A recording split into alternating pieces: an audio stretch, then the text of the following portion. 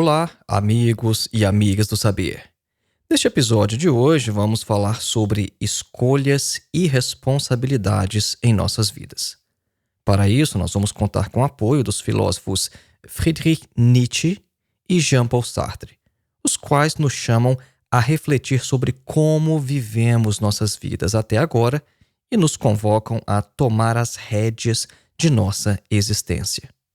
Minha pergunta para você é a seguinte: você está satisfeito, satisfeita com a vida que teve até agora? Você está vivendo hoje da forma como gostaria? Os planos que você fez no passado se realizaram? Você repetiria tudo o que já fez em sua vida? O filósofo grego Epicuro afirmava que é inútil toda filosofia que não pode curar a alma. Ele concebia a atividade filosófica como uma prática para uma vida feliz e afirma que, assim como a medicina de nada serviria se não curasse o corpo, tampouco a filosofia teria alguma utilidade se não curasse a alma. É neste sentido que vamos fazer filosofia hoje, neste episódio. Uma filosofia que é, ao mesmo tempo, terapia para a alma. Então, vamos lá, acompanhe.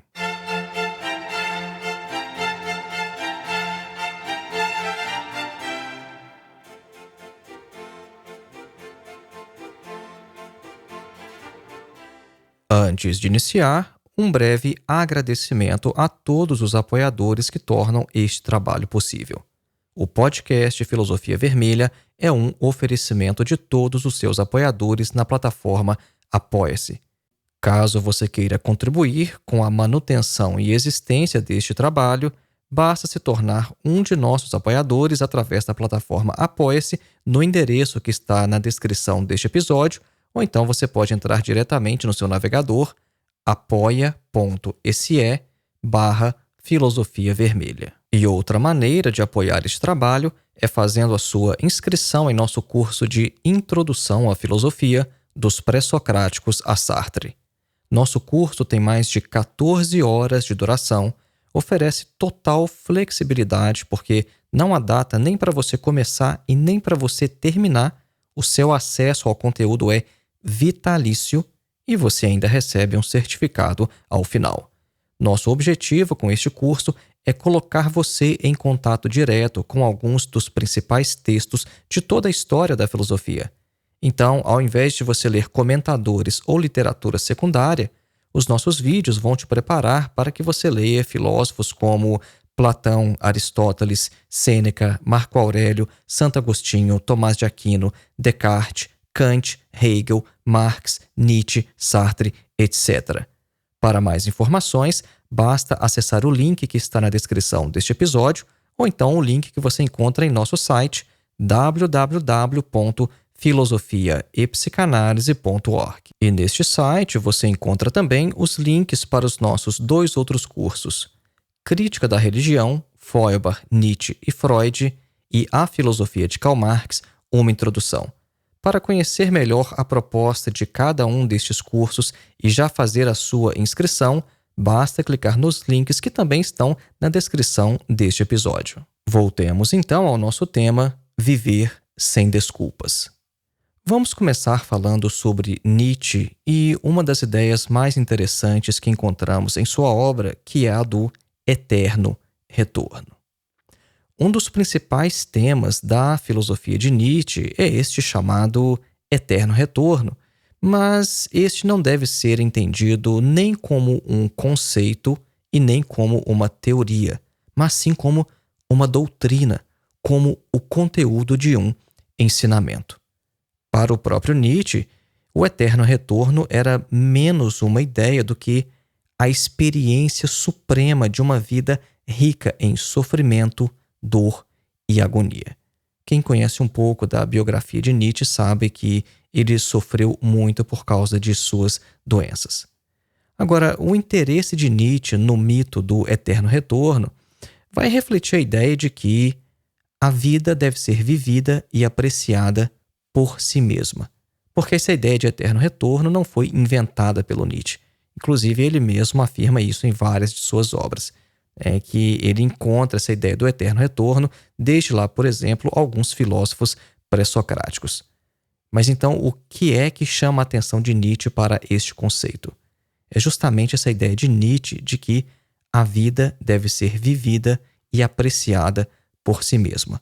Nós não devemos valorizar este mundo apenas como se fosse um prelúdio para outro mundo, né? Como, por exemplo, na ideia do céu cristão, ou então uma sociedade ideal futura. Pensar o seguinte: olha, o mundo que nós temos agora é só um prelúdio para o céu, é só um prelúdio para uma sociedade futura que vai ser melhor do que a nossa que vivemos atualmente. Não, para Nietzsche, nós devemos valorizar este mundo e viver esta vida agora, porque a vida que nós temos agora é a única que nós possuímos. Então, com essa doutrina do eterno retorno, Nietzsche está dizendo sim a esta vida. A ideia do eterno retorno é basicamente a ideia de um tempo que se repete indefinidamente. Nós temos aqui a concepção de tempo como circular, como uma roda girando e que passa sempre pelo mesmo lugar. Essa ideia pode ser encontrada já na Pérsia, aproximadamente na época de Zaratustra, e até mesmo na filosofia védica na Índia, por volta do ano 1500 a.C. E no Ocidente, nós podemos encontrar essa ideia do eterno retorno também em Heráclito, nos pitagóricos e nos estoicos, como o próprio Nietzsche assinala.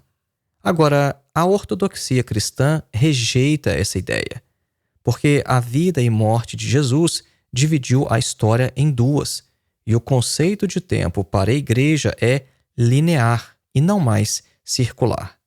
Perceba então que a doutrina do eterno retorno de Nietzsche pressupõe uma outra visão de tempo, não mais linear, mas circular. Nós encontramos essa ideia do eterno retorno no aforismo 341 da obra H é Ciência, de Nietzsche. Como vocês já conhecem o nosso trabalho, nós estamos sempre levando vocês para os próprios textos dos filósofos. Então nós vamos ler a passagem e depois vamos comentar brevemente. Observe que nessa passagem você vai ver que um demônio vai aparecer e vai te fazer uma pergunta. Então preste bastante atenção na pergunta e nas possibilidades de resposta. O aforismo 341 começa assim: e se, um dia ou uma noite, um demônio se viesse introduzir na tua suprema solidão e te dissesse: esta existência, tal como a levas e a levaste até aqui, vai-te ser necessário recomeçá-la sem cessar, sem nada de novo. Muito pelo contrário, a menor dor, o menor prazer, o menor pensamento, o menor suspiro, tudo o que pertence à vida voltará ainda a repetir-se. Tudo o que nela há de indizivelmente grande e de indizivelmente pequeno, tudo voltará a acontecer e voltará a verificar-se na mesma ordem, seguindo a mesma imperiosa sucessão. Essa aranha também voltará a aparecer, este lugar entre as árvores e este instante, e eu também. A eterna ampulheta da vida será invertida sem descanso, e tu com ela, ínfima poeira das poeiras. Não te lançarias por terra, rangendo os dentes e amaldiçoando esse demônio? A menos que já tenhas vivido um instante prodigioso em que lhe responderias: tu és um Deus, nunca ouvi palavras tão divinas. Se este pensamento te dominasse, talvez te transformasse e talvez te aniquilasse. Havias de te perguntar a propósito de tudo: queres isso? E queres outra vez? Uma vez? Sempre? Até o infinito? E esta questão pesaria sobre ti como um peso decisivo e terrível. Ou então, como será necessário que te ames a ti próprio e que ames a vida para nunca mais desejar outra coisa além dessa suprema confirmação. Fecha aspas. Perceba nessa passagem que o desafio é lançado por um demônio. Então vejam, imagine que um demônio apareça para você e pergunte se você quer repetir esta sua vida da mesma forma que ela ocorreu até hoje, com todos os eventos se sucedendo na mesma sequência, cada dor e alegria, tudo exatamente da mesma forma. Nietzsche enxerga duas respostas possíveis para isso. Por um lado, ele enxerga que poderíamos amaldiçoar este demônio, o que significa que, veja bem, nós não aprovamos a vida que tivemos até então. Agora, por outro lado, Nietzsche nos pergunta se não houve talvez uma experiência, pelo menos em nossas vidas, que gostaríamos de viver novamente, diante da qual responderíamos positivamente a esse demônio, dizendo que nunca vimos algo mais divino. Imagina só, repetir este momento para sempre, indefinidamente. Talvez você já tenha passado por um momento que você queria reviver, repetir eternamente. E essa é a ideia. Este é basicamente o teste colocado pela pergunta deste demônio. Então vejam, nós queremos afirmar a vida que estamos vivendo, nós viveríamos tudo novamente, ou o que faríamos então de diferente? A doutrina do eterno retorno pode ser compreendida como um teste psicológico. Você de fato ama a sua vida? Essa ideia do eterno retorno seria uma espécie de imperativo existencial, uma maneira de considerar as nossas vidas e de tomar decisões pessoais. A filosofia de Nietzsche, de forma geral, pode ser vista como uma filosofia da autossuperação. A principal preocupação de Nietzsche é afirmar esta vida, a despeito de todas as dificuldades que fogem de nosso controle. O próprio Nietzsche passou grande parte de sua vida doente, solitário e rejeitado no amor. Mas isso nunca o fez amaldiçoar essa vida. Pelo contrário, Nietzsche fez questão de afirmá-la, mesmo diante de todas as dificuldades. A doutrina do eterno retorno, então, é o teste definitivo que devemos aplicar sobre nossas vidas. Amar a vida é amar o fato de que estamos vivos e devemos tirar o máximo proveito que pudermos dessa situação. Devemos realizar nossas potencialidades. Devemos nos tornar quem de fato somos. Agora, nós podemos pensar às vezes que há obstáculos para realizar o que desejamos. Resta investigar, no entanto, onde de fato residem estes empecilhos. Eles realmente existem no mundo ou seriam apenas criações nossas? E mesmo se esses obstáculos e empecilhos existem no mundo, será que não são cadeias, prisões e correntes que nós mesmos construímos para nós próprios? Isso não é tão incomum quanto pode parecer inicialmente e tampouco se trata de uma situação patológica. E nós podemos aprender então com Jean-Paul Sartre que, sim, nós somos livres e que nós sempre temos escolha. Mas nós faremos agora a nossa clássica pausa musical, a fim de que você absorva melhor o conteúdo exposto até agora e revigore a concentração para o restante do episódio. Hoje nós vamos ouvir Ludwig van Beethoven, compositor alemão nascido em 1770 na cidade de Bonn, na Alemanha, e falecido em 1827 em Viena, na Áustria. Hoje vamos ouvir um trecho de sua sonata número 19 em sol menor, opus 49, número 1.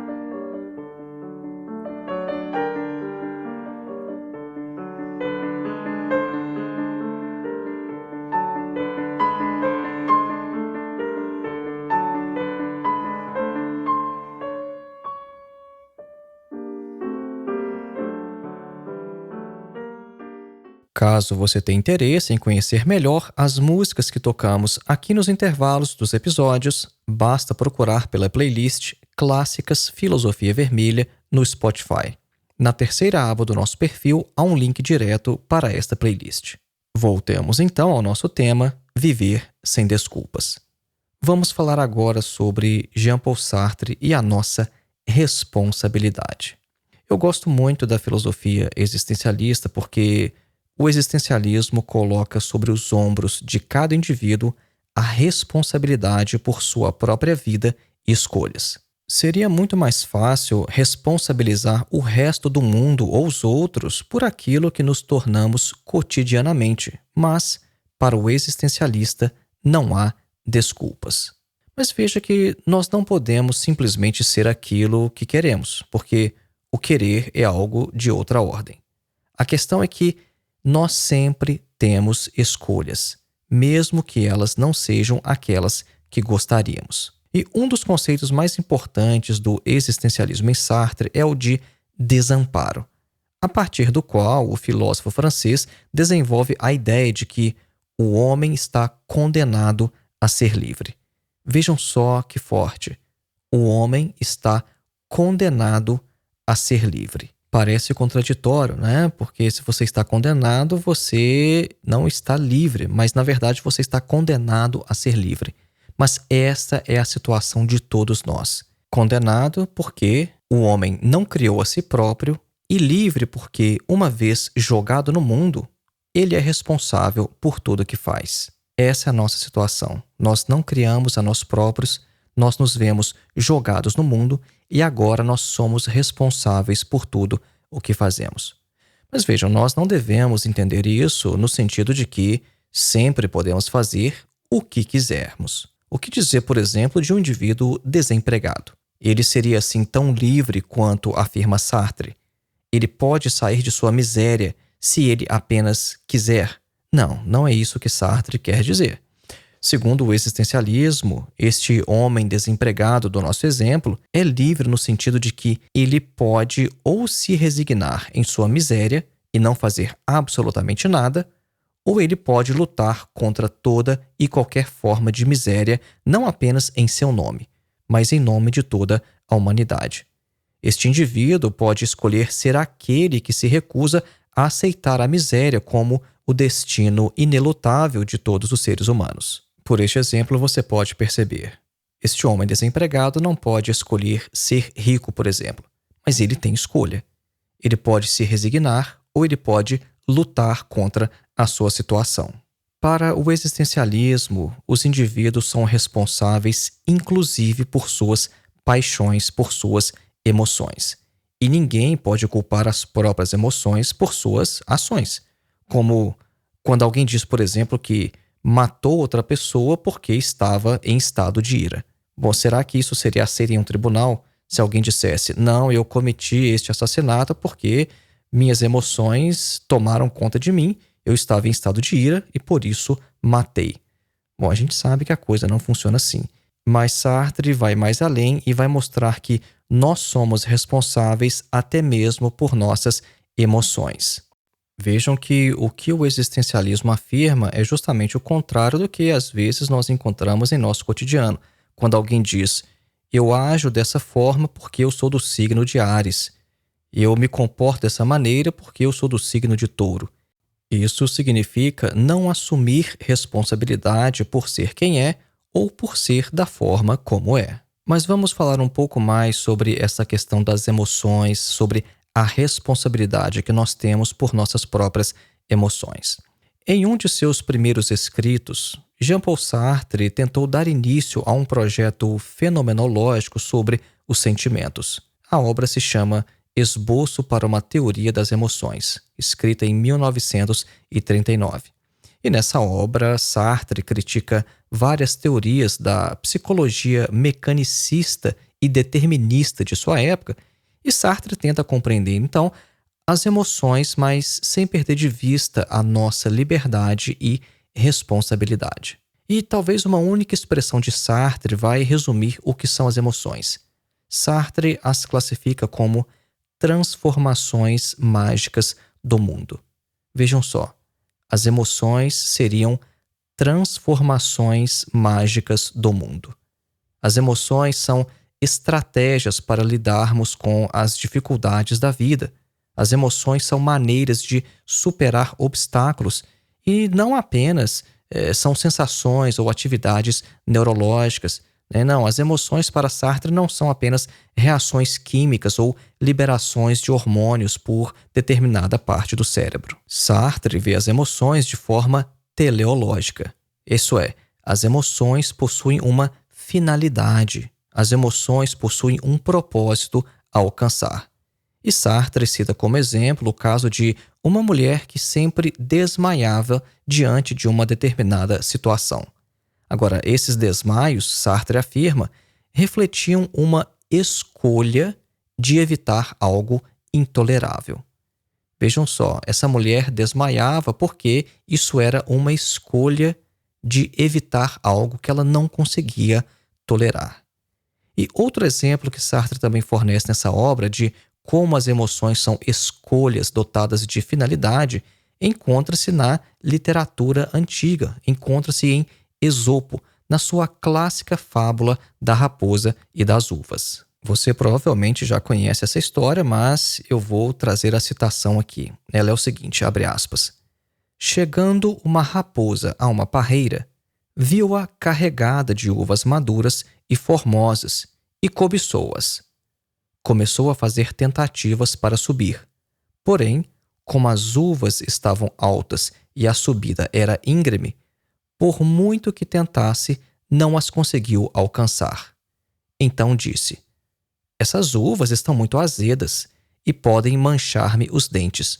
Não quero colhê-las verdes, pois não gosto delas assim. E dito isso, foi-se embora. Fecha aspas. Então vejam só o que se passou nessa história da raposa. A raposa viu as uvas, quis alcançar as uvas, não conseguiu, e aí ela mudou o seu discurso.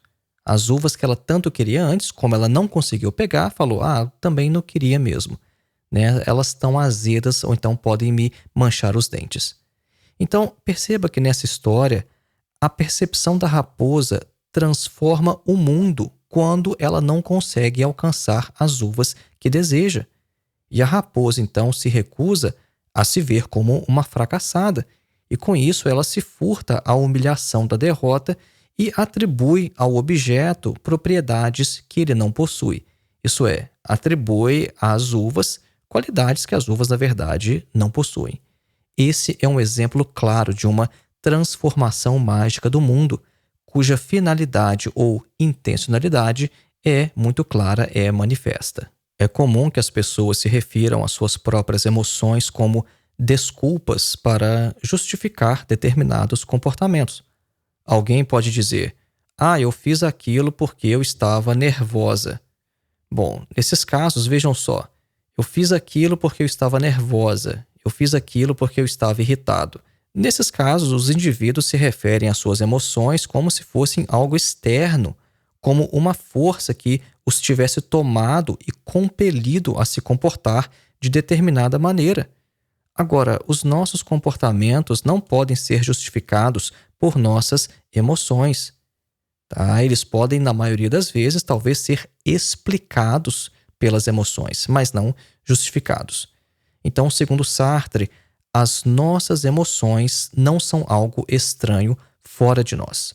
As nossas emoções são nossas, nos pertencem e nós somos, então, portanto, responsáveis por nossas emoções. Neste episódio, nós estamos falando sobre viver sem desculpas, sobre assumir responsabilidade por nossas vidas, por nossa existência e por nossas escolhas. E há outro conceito muito importante de Sartre que pode nos ajudar a ver melhor esta questão. Em sua obra O Ser e o Nada, Sartre nos apresenta o conceito de má-fé. Vejam só, má-fé. Em primeiro lugar, não confunda com o que a gente entende no popular como má-fé. Sartre escreveu no francês e o seu conceito quer dizer outra coisa. Inclusive, este conceito do Sartre já foi traduzido para o inglês como autoengano, né? E esse conceito de autoengano pode até capturar melhor a ideia central de Sartre, embora se distancie da forma literal utilizada pelo próprio Sartre. Tá? Então, a tradução literal do conceito de Sartre é má-fé, mas ele pode ser melhor compreendido como um auto-engano. Nós podemos considerar a má-fé como uma das formas de auto-engano nas quais nós enganamos a nós mesmos sobre quem somos, qual a nossa natureza e quais as nossas responsabilidades. Sartre afirma que a existência humana é tanto ser em si quanto ser para si. Quando considerada em um determinado tempo e lugar, nós temos o que Sartre chama de facticidade, ou fatos que são verdadeiros sobre nós. Enquanto consciência, nós temos o que Sartre chama de transcendência, o que significa, entre outras coisas, fora de. Então, na obra de Sartre, essa transcendência se refere, antes de tudo, à nossa transcendência dos fatos, como, por exemplo, desejos, planos e a transcendência do futuro em relação ao presente. Sartre afirma que devemos ser caracterizados por nossas personalidades e nossos planos. Uma definição de nós mesmos seria então a seguinte: eu sou o que eu não sou. Vejam só que definição interessante que Sartre dá sobre nós. Cada um de nós poderia dizer o seguinte: eu sou o que eu não sou. Porque veja, se nós devemos ser caracterizados por nossos planos, por exemplo, os planos não são atuais, não são factuais. Então, de certa maneira, nós somos o que nós não somos. Tá? Então, quando nós falamos sobre possibilidades, nós somos limitados pela facticidade, né? Que a gente definiu agorinha mesmo como aqueles fatos que são verdadeiros sobre nós. Então, nós temos que facticidade e transcendência limitam-se mutuamente.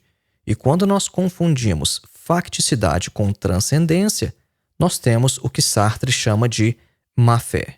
E em sua discussão sobre o tema, na obra O Ser e o Nada, Sartre utiliza 4 exemplos: o garçom no café, a jovem mulher em seu primeiro encontro, a mulher frígida e o homossexual hesitante. O ponto principal de seu argumento é que nós falsificamos a nós mesmos quando nos submetemos exclusivamente ou à facticidade ou à transcendência. Qualquer desses aspectos sozinhos leva à má-fé. Para Sartre, nós devemos compreender que cada um de nós está no mundo e condenado a ser livre. Em cada uma de nossas ações somos responsáveis ao mesmo tempo por toda a humanidade. Muitas vezes escolher é difícil e nós não podemos contar com ninguém. Veja, ser livre é ameaçador. Esta é a razão de várias pessoas preferirem permanecer prisioneiras ou sob orientação de líderes, chefes e gurus espirituais, porque a consciência de ser livre gera angústia e nós podemos considerar a má-fé como uma forma de se ocultar da própria liberdade. Vejam só mais uma vez, nós podemos considerar a má-fé como uma forma de se ocultar da própria liberdade. O indivíduo, então, se coloca como se fosse parte da realidade coisificada, do mundo material inanimado, como se fosse limitado pelo determinismo, quando o indivíduo sabe que, na verdade, ele é livre. Ele sabe que é livre. De alguma maneira, ele sabe isso. Mas ele se coloca como se não fosse. Um dos exemplos da má-fé acontece na questão dos valores.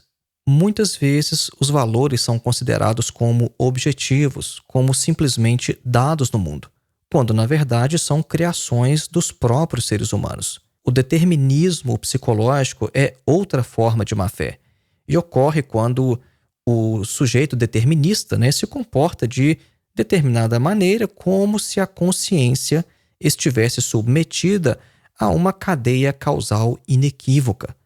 Por isso que o Sartre rejeitava a ideia freudiana de inconsciente, isso é, como se houvesse uma instância que me determina e eu não posso me subtrair, eu não posso ser livre em relação a essa instância psíquica. Agora, veja, assim como no caso dos valores, o indivíduo sabe, todavia, que ele ainda mantém sua liberdade.